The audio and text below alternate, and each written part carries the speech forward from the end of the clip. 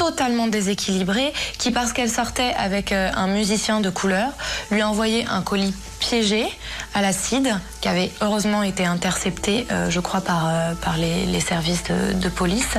Et lui-même, en envoyant ce colis, en fait, s'est donné la mort en même temps. Et d'ailleurs, la vidéo avait fait le tour du monde aux informations à l'époque. La police retrouvera au domicile du fan plus de 22 heures de vidéoconfession dans lesquelles Ricardo Lopez, alors âgé de 21 ans, s'adresse à la star islandaise avant de mettre fin à ses jours.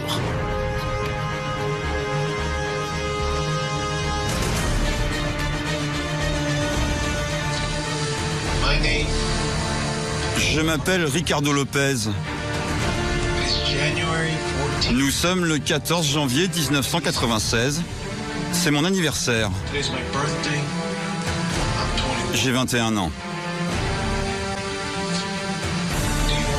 Est-ce que tu as envie de voir quelque chose de drôle? Je vais te montrer qui je suis vraiment.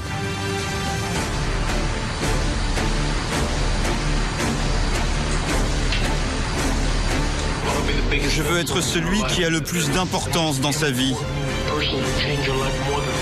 Celui qui lui ôtera la vie. Je serai son ange de la mort. Je pense que c'est quand même assez compliqué de voir un espèce d'un fou se donner la mort par pseudo-amour, folie. C'est vrai qu'on peut la faire basculer elle-même dans la folie si on lui fait trop de trucs comme ça, parce que c'est doit être horrible. Enfin, elle a dû faire des cauchemars horribles. Et on se demande pourquoi ce mec lui inflige ça. Pour certains d'entre eux, il va y avoir le passage à la vengeance, c'est-à-dire vraiment le passage à l'acte en tant que tel. Ça ne veut pas dire, parce que je suis dans la rage et la violence, que l'amour n'existe plus. C'est au contraire l'amour qui justifie mes actes. Si moi je ne t'ai pas, personne ne t'aura.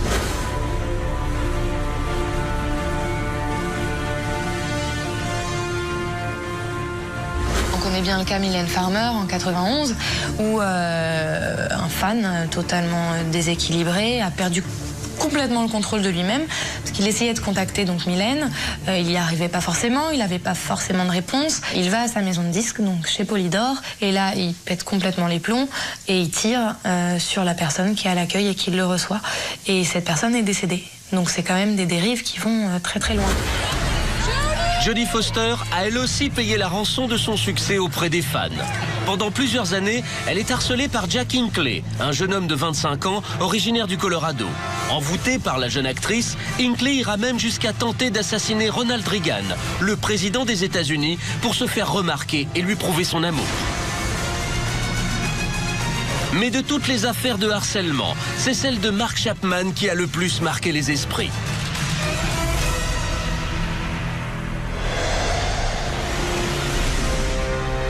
8 décembre 1980, John Lennon vient d'être assassiné au pied de son domicile new-yorkais par Mark David Chapman, 25 ans, l'un de ses plus grands fans. L'homme vient d'abattre la star, alors que quelques heures auparavant, il lui a demandé un autographe. C'était un jour très long. Il faisait sombre. La voiture s'est approchée et John en est sorti. Il m'a regardé et j'ai entendu cette horrible voix qui disait encore et encore: fais-le, fais-le, fais-le. Et j'ai tiré dans son dos à 5 reprises. Lorsque un stalker veut véritablement tuer la personne qui est en face d'elle, qu'elle a admirée, etc., ou un personnage public, c'est vraiment quelque chose qui est prémédité. C'est pas du tout quelque chose d'impulsif. Obsédé par les Beatles, Mark David Chapman ne s'est jamais réellement expliqué sur les raisons qui l'avaient poussé à commettre ce crime. Pourquoi avez-vous tué John Lennon? Si j'ai tué John Lennon, c'est parce que je lui enviais sa célébrité. C'était un fan de John Lennon, il aimait Lennon, il voulait lui faire dédicacer son dernier disque et tout, puis il a pété les plombs, il l'a tué. Ça tombe sur John Lennon parce que John Lennon était une immense star à l'époque, et qu'en se disant tiens, en tuant John Lennon, on va reconnaître mon nom, ma tête, je vais exister, c'est cette envie d'exister dans les journaux qui pousse certains à commettre... mais c'est un peu la même chose que du terrorisme dans le fond, dans ces cas-là, quand ils font ça, c'est un peu la même démarche. C'est moins une démarche de fan qu'une démarche de de mégalomanie déjà, et d'envie d'exister, d'envie que tout le monde connaisse mon nom. Et Mark Chapman, voilà, tout le monde connaît son nom aujourd'hui parce qu'il a tué John Lennon. Et c'est lui faire beaucoup d'honneur dans le fond, parce qu'il a fait ça pour ça, donc c'est un peu dommage de lui donner raison. Et c'est souvent ça. Voilà, après, ce sont des gens, il ne faut pas que ça traduise le phénomène fan. Ce sont des gens qui doivent avoir des problèmes psychologiques à la base, certainement. Mais on ne peut pas dire que tous les fans sont capables de faire ça, c'est pas vrai. Condamné à la prison à perpétuité, le criminel tente aujourd'hui d'obtenir une libération conditionnelle, sans succès.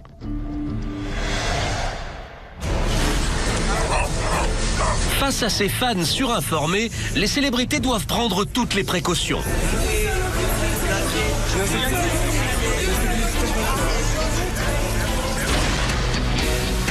Paris, 1h du matin. Ce soir, une des plus grandes stars internationales doit se produire en showcase dans l'une des boîtes les plus branchées de la capitale.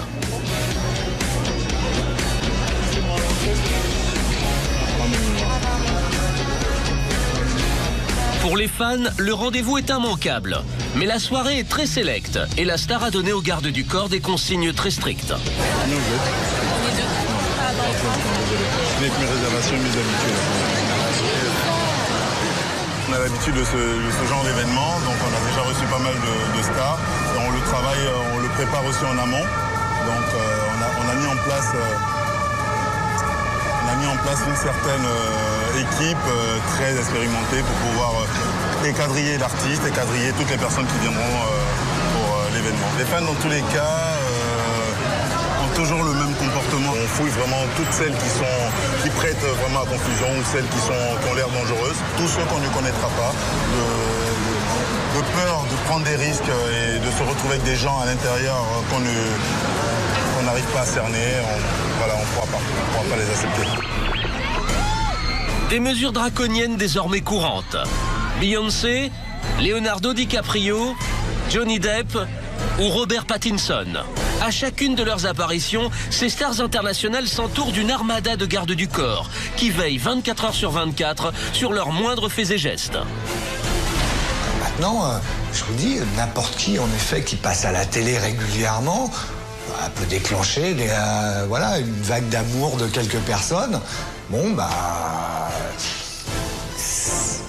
je sais pas comment elle le gère, mais j'imagine qu'elle y pense. Si elle voit des gens devant chez elle quand elle sort le matin pour aller travailler, ça peut lui faire peur, ouais. C'est vrai que les artistes de plus en plus développent des paranoïas, des peurs vis-à-vis des fans, surtout quand ils sont nombreux et quand il y a des sorties vraiment dans la foule. Donc la plupart vont s'entourer tout simplement d'un système de sécurité, d'un service de sécurité avec des gardes du corps. En a fait les frais. Alors qu'il marche sur le tapis rouge, cette fan réussit à passer la sécurité et se jette sur lui simplement pour l'embrasser. Surpris, la réaction de l'acteur ne se fait pas attendre. À Los Angeles, une femme de 52 ans a été blessée pendant un concert. Frappée par un garde du corps qui protégeait Johnny Depp, venu profiter du spectacle, elle s'est retrouvée à l'hôpital, simplement parce qu'elle s'était trop approchée de la star.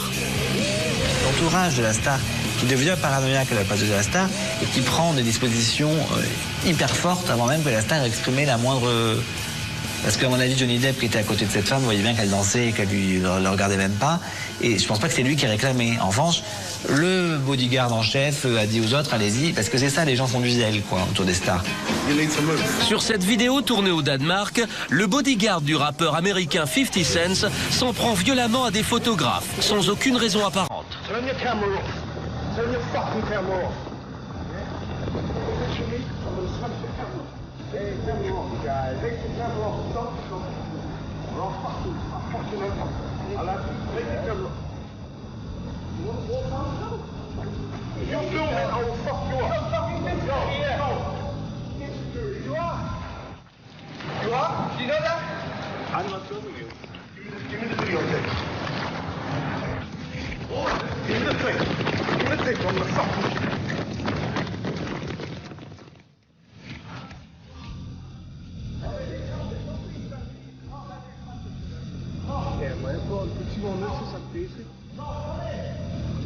peut arriver. Hein.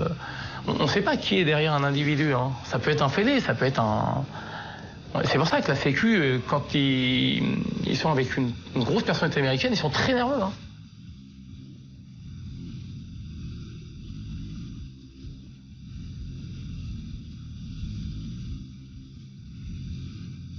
À partir du moment où on est un personnage public et qu'on déclenche des sentiments chez les autres, ouais, il faut se protéger, c'est obligé. Parce qu'il n'y a pas 0% de risque, c'est impossible. Je pense que, ouais, un personnage public, c'est dangereux. Si depuis quelques années, les stars semblent avoir réussi à échapper aux stalkers les plus dangereux, elles n'en restent pas moins la cible privilégiée des fans. Toujours plus enflammés, toujours plus excessifs. Moi, je pense que tôt ou tard, il y aura un problème avec un fan. C'est sorti aux États-Unis, à mon avis, ça arrivera en France. Moi, je pense qu'aujourd'hui, on n'a pas eu de scandale, mais je pense que ça viendra. C'est une histoire de temps. En attendant, la célébrité continue de faire rêver, même s'il faut en payer le prix.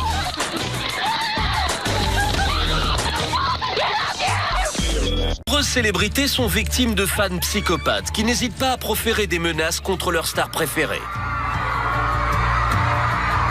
2010, le chanteur Justin Bieber dévoile au public son amour pour la jeune comédienne Selena Gomez. Une idylle qui n'est pas du goût de certains fans. Quand Justin Bieber a officialisé sa relation avec Selena Gomez, Selena Gomez a reçu des menaces de mort, en veux-tu en voilà, de fans de Justin Bieber, et parce que ses fans ne supportaient pas qu'il soit en couple avec une autre femme, vu qu'elle se considère, elle, l'amoureuse légitime de Justin Bieber. Les lettres de menaces très très hard, c'est très fréquent chez toutes les stars internationales et même nationales, et ça peut aller très loin. David Caruso, la star des experts à Miami, a été victime de menaces de mort de la part d'une fan trop jalouse. À l'époque, l'acteur partage la vie de Lisa Marquez, une jeune femme d'origine mexicaine. Je vais vous tuer, toi et ta pétasse mexicaine. Elle a vraiment une sale gueule. Que tu aies choisi un boudin pareil, c'est vraiment une insulte à tous tes fans. C'est fréquent, ouais, que les fans féminines ou les fans masculins et vice-versa trouvent tous les défauts du monde de la compagne ou du compagnon et aillent jusqu'à envoyer des menaces parce que c'est la jalousie complètement maladive qui parle. Et certains fans ne reculent devant rien. La superstar colombienne Shakira a, elle, été victime de menaces de kidnapping si elle ne versait pas plus de 50 millions d'euros à ses maîtres chanteurs. Dans le cas de Shakira ou de Michael Jackson, est-ce qu'on peut incriminer les fans sur le fait de faire un chantage, de dire si vous émettez pas tant de millions d'euros à tel endroit, je vais tuer tant de personnes, je vais venir dans le stade où vous faites un concert et je vais foutre une bombe. C'est plus tellement du fan, hein. Je pense que c'est pas tellement de l'amour, c'est plutôt juste on veut profiter de la star, quoi. Là, dans ces cas-là, c'est vraiment, on est plus qu'un stalker, on est carrément un malfaiteur. Et le phénomène touche également les stars françaises. Marion Cotillard, Virginie Efira, Camélia Jordana ou Nolwenn Leroy ont elles aussi dû payer la rançon de la gloire. Nolwenn Leroy recevait des lettres de menaces d'un mec complètement dérangé qui voulait... mais on ne comprend pas pourquoi, qui voulait la manger. J'imagine vraiment que la fille qui voit la télévision et leur copine, leur amoureuse, tout ce qu'ils veulent, quoi. Ils estiment que s'ils lui ont envoyé 5 lettres, ils ne savent même pas si ils croient vraiment qu'elle a lu les 5 lettres, et ils se disent, purée, pourquoi elle n'a pas répondu, quoi. Et même si elle a lu les 5 lettres, que répondre à une déclaration d'amour? On ne va pas dire, non, va te faire voir. Donc on répond rien. Mais... Et ça peut être pris pour du dédain, alors du coup l'amour se transforme en haine, quoi. L'amour devient de la rage. Et c'est la deuxième étape dans l'érotomanie, c'est-à-dire que la personne peut dire j'aime toujours l'autre, et en même temps il y a une forme de rage. Il y a une forme de tension à aller vers l'autre, qui peut aller jusqu'à la vengeance. Hein. Et donc effectivement, dans les faits divers que l'on peut voir concernant les stars, c'est souvent ça, c'est vraiment se venger à un moment donné de ce que l'autre n'est toujours pas à mes côtés, n'est toujours pas présent. Ça se déclenche de façon extrêmement brutale, extrêmement violente.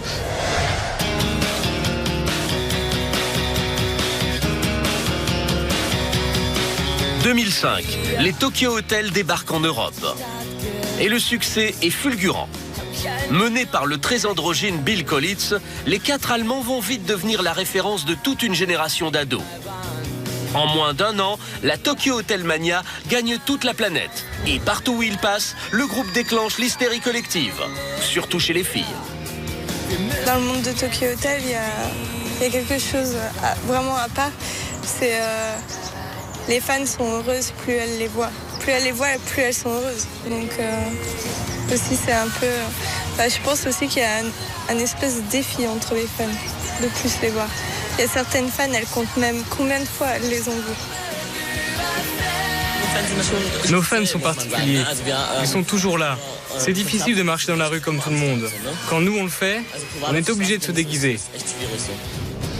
Parmi ces ados, un petit groupe de fans hystériques va défrayer la chronique. Des Françaises qui vont littéralement transformer leur vie en enfer. Depuis un long moment maintenant, les jeunes stars du groupe Tokyo Hotel sont harcelées par un groupe de fans persistants qui s'appellent elles-mêmes les Afghan on Tour. Des jeunes filles masquées qui ont une drôle de façon de leur montrer leur amour. Tokyo Hotel avait affaire à un groupe de filles, et ça je me souviens, un groupe de filles très violentes, qui étaient un peu des gros bras quand même, qui étaient un peu des costauds, qui le suivaient partout, qui du coup faisaient un peu régner la terreur en plus dans les concerts ou parmi les fans, parce qu'elles étaient un peu des guerrières, quoi. Depuis plus de 6 mois, Bill et ses amis sont harcelés par les Afghan on Tour. Une bande de 6 jeunes filles cachées derrière des foulards qui pourchassent nuit et jour les membres du groupe et leurs familles. Nous ne sommes pas des harceleuses. Nous adorons leurs chansons et leurs textes. Nous voulons juste savoir où et comment ils vivent, connaître leur vie privée. C'est juste ça qui nous intéresse. Harcèlement, filature, les jeunes stalkeuses sont prêtes à tout pour assouvir leur désir de s'immiscer dans la vie privée des stars. Catherine et Mélanie ont fait partie du gang des Afghanes. Elles ont préféré s'en éloigner avant que la bande ne commette l'irréparable. Avec le recul, elles pensent que le petit groupe de fans extrémistes avait un but précis. Elles ont remarqué que mettre des voiles, le fait qu'ils ne les voyaient pas, ça pouvait peut-être leur faire peur et que ça les amusait en fait. Donc elles avaient acheté des masques blancs, complètement blancs, et ça rappelait les tueurs aux États-Unis. Et elles ont commencé à mettre ces masques pendant les courses-poursuites, et elles ont vu que ça leur faisait peur et qu'elles y ont pris un malin plaisir. Ces adolescentes, ce qu'elles veulent, c'est être intégrées socialement. Elles veulent faire partie d'un groupe, elles veulent être reconnues. On est dans un fonctionnement de groupe avec quelqu'un qui va plus être leader du groupe, mais en tout cas un fonctionnement de groupe. C'est pas du tout sûr, et même très peu probable qu'individuellement elles auraient fait la même chose. C'est-à-dire que peut-être plus que la fascination qu'exerce Tokyo Hotel sur elles, c'est leur besoin d'exister dans le groupe qui va les motiver. Devenant de plus en plus radicales, les Afghanes n'hésitent plus à menacer les membres du groupe. La semaine prochaine sera un cauchemar. Attention, nous sommes mécontentes. C'est bien compris ? Ça tourne souvent au harcèlement moral, menace de mort et après peut-être menace physique si elles se retrouvent en face de leur icône. Ça a duré assez longtemps parce qu'on a entendu parler de ces filles-là pendant pas mal de semaines et de mois même, hein, jusqu'au jour où ça a mal tourné, où il en a eu marre et il s'est battu avec l'une d'entre elles. Oh, c'est trop gentil. Avril 2009. Alors que les Tokyo Hotel font de l'essence dans une station-service, ils sont attaqués par les Afghanes. Les fans menacent de mettre le feu à leur véhicule en brandissant une cigarette. Excédé, Tom, le guitariste du groupe, finit par faire usage de la force pour s'en débarrasser. Il est venu vers moi et il m'a frappé. Je suis tombée et il m'a frappé encore au visage. Âgée de 21 ans, la jeune fan portera plainte contre Tom Collins. Il sera condamné à une amende de quelques centaines d'euros, mais plus jamais le groupe n'entendra parler des Afghan on Tour.